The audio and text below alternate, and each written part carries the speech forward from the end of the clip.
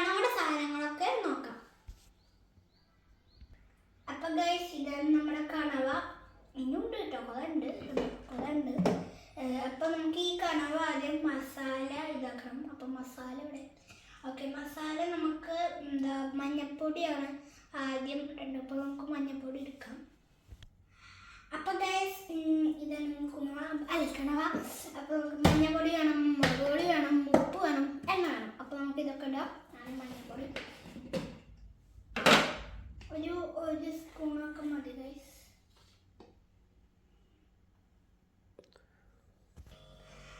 അപ്പം നമുക്കിനി മുളക് പൊടി ചേർക്കാം. കുറച്ച് മതി ഗൈസ്.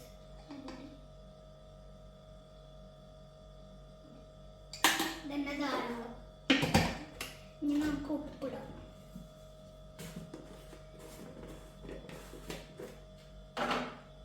ഉപ്പും അത് കുറച്ച് മതി.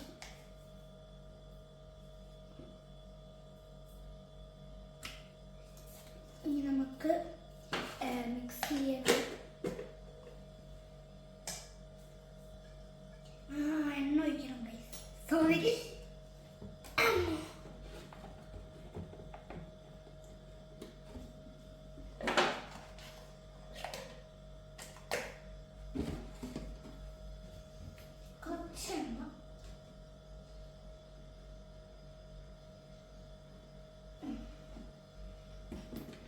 നമ്മൾ ഈ മാങ്ങയൊക്കെ ഉപ്പിലും മുളകിലൂട്ട് കഴിക്കില്ലേ, അതുപോലെ. അപ്പോൾ ഗൈസ്, ഇനി നമുക്ക് കണവ മാറ്റി വയ്ക്കാം. ഒരു അരമണിക്കൂർ വയ്ക്കാം. എന്നിട്ട് നമുക്ക് ഈ തക്കാളിയും ഉള്ളിയൊക്കെ എടുക്കാം.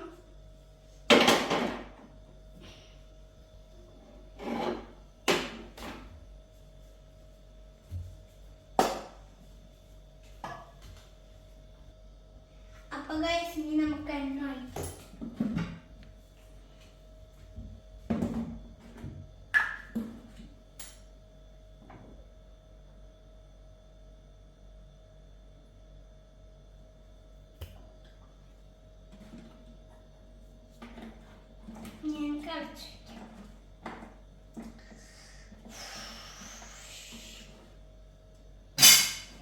നമുക്ക് എണ്ണ ചൂടാകുന്നത് വരെ വെയിറ്റ് ചെയ്യാം. ഇതിന് ഗ്യാസ് നോക്കാം.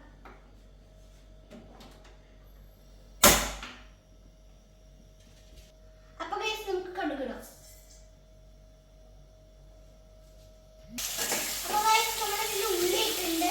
ഇനി നമുക്ക് ഈ ഉള്ളി അത് ബ്രൗണിഷ് കളറാവുന്ന വരെ വെക്കാം.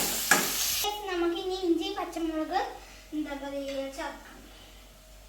വെളുത്തുള്ളി.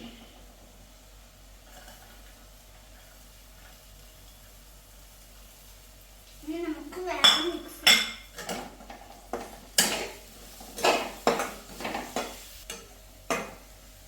അപ്പോൾ നമുക്കിനി ഇത് ഏകദേശം ഗോൾഡിഷ് കളറൊക്കെ ആയി വന്നു.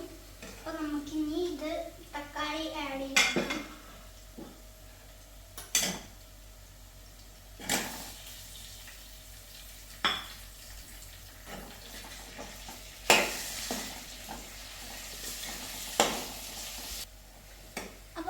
നമുക്കിനി ഇതിലെ മസാലകൾ ആഡ് ചെയ്യാം.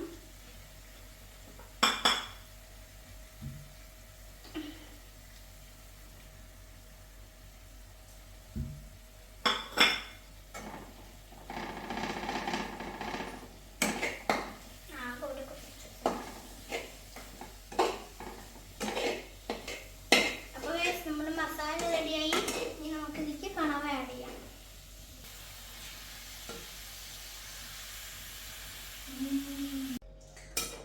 അപ്പോൾ നമ്മുടെ ഈ സാധനം മസാല റെഡിയുണ്ട് ഗൈസ്. അത് നമുക്ക് കഴിച്ചു നോക്കാം.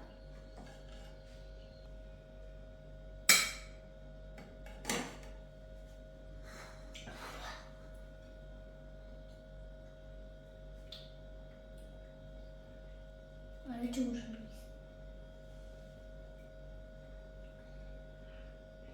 അപ്പോൾ ഇത് തണുത്തിട്ട് കഴിക്കാം. അപ്പോൾ നമുക്കിനി കഴിച്ചു നോക്കാം. ചോറും പിന്നെ കറിയും കൂട്ടിയിട്ട്